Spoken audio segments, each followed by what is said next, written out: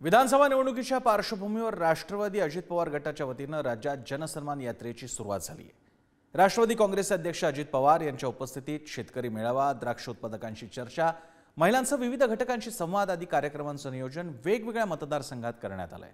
बघूयात कशा प्रकारे सुरू आहे अजित पवारांची ही जनसन्मान यात्रा।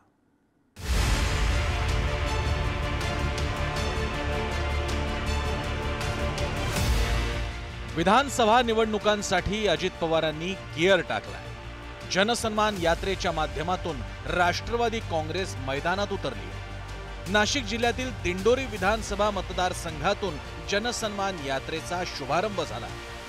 पहिल्याच सभेत अजित पवारांनी अपेक्षेप्रमाणे लाडकी बहीण योजनेबाबत भाष्य केलं। महायुतीचं सरकार आल्यास पुढील 5 वर्षे ही योजना सुरू ठेवण्याचं आश्वासन दिलं।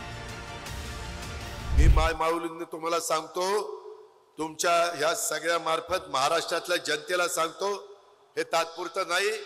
महायुतीचं सरकार पुन्हा त्या ठिकाणी आणण्याच्या करता तुम्ही आम्हाला पाठबळ द्या, आशीर्वाद द्या, तुम्ही आम्हाला सहकार्य करा। कायम पुढे 5 वर्ष तुमची योजना चालेल, हा अजितदादाचा वाद आहे। पहिली गोष्ट तर ही योजना म्हणजे एक परवा कोणतरी चांगलं मत व्यक्त केलं, यांना झाली लोकसभेमध्ये मताची गडकी, म्हणून आता यांना दिसते बहीण लाडकी, अशा पद्धतीनं स्थिती आहे आताच्या घडीला। ज्यावेळेस खऱ्या अर्थानं आज या राज्याचा अर्थसंकल्प जर बघितला तर राज्याच्या तिजोरीतला खडखडाट आहे 7,88,000 कोटी रुपयाचं कर्ज असताना ही योजना व्हावी न व्हावी असं आमचं मुळीच म्हणणं नाही। परंतु बाकीचे विकास कामावरचे पैसे जर याच्यात टाकत असाल तर मला असं वाटतं की महाराष्ट्राला विकासापासून सुद्धा आपल्याला दूर ठेवता येणार नाही। आगामी विधानसभा निवडणुकीच्या अनुषंगानं उपमुख्यमंत्री अजित पवारांनी पूर्ण ताकदीनं तयारी सुरू केली। या निवडणुकीच्या अगोदर त्यांनी संपूर्ण महाराष्ट्र पिंजून काढण्याचं ठरवलं। जनसन्मान यात्रेच्या माध्यमातून अजित पवार जास्तीत जास्त मतदारांशी संपर्क साधणार आहेत। जनसन्मान यात्रेचा दौरा 9 ऑगस्ट निफाड आणि येवला, 10 ऑगस्ट सिन्नर आणि कोपरगाव, 11 ऑगस्ट चांदवड कळवण, 12 ऑगस्ट धुळे जळगाव अमळनेर, 15 ते 18 ऑगस्ट पुणे जिल्हा, 19 आणि 22 ऑगस्ट मुंबई, 23-24 ऑगस्ट ठाणे, 25 ते 31 ऑगस्ट विदर्भ। जिथं जिथं माझा शेतकरी कांदा उत्पादक आहे तो अडचणीत येतो, कांद्याने आमचा वांदा होतोय, त्याच्यामुळे कांदा निर्यात ही चालू ठेवायची। आणि एवढ्यावरच नाही म्हणलं, त्याच्यामध्ये काहीतरी टॅक्स लावलाय, तो जास्त आहे, तो पण नको। शेतकऱ्याला सन्मानाने जगता आलं पाहिजे।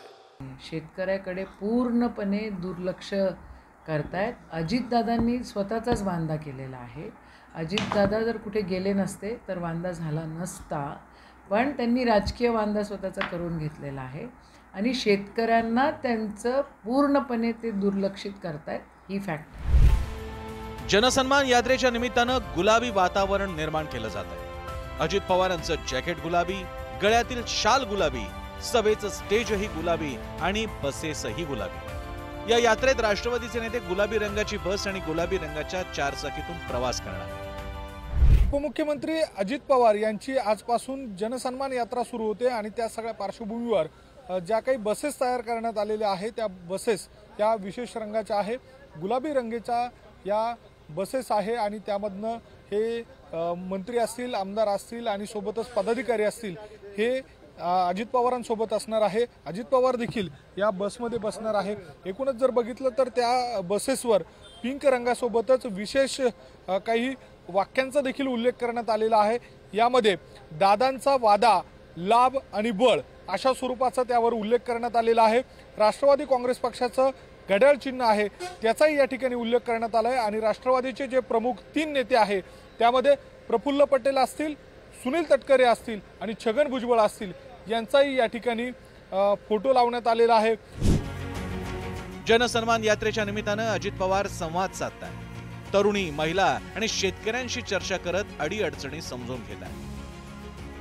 साहेब, आता बांगलादेशमध्ये खूप वाईट परिस्थिती चालू आहे, तर आता आमचा टमाट्याचा सीझन आहे साहेब, टमाटे आता निर्यात होईल, त्याच्यामुळे आमच्या भावावर काही परिणाम होऊ नये म्हणून याची तुम्ही दखल घ्यावी।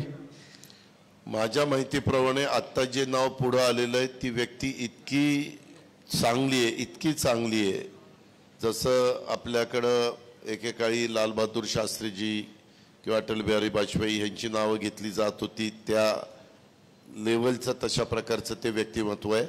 ते मागे आपल्या इंडियामध्ये पण येऊन गेलेले आहेत, त्यांच्या अनेकांच्या चांगल्या ओळखी आहेत आणि त्याच्यामुळं ती परिस्थिती राहणार नाही असा माझा अंदाज आहे. तरी आम्ही काळजी घेऊ. अजित पवारांनी नाशिकच्या ऐतिहासिक काळाराम मंदिरात विधिवत पूजा केली.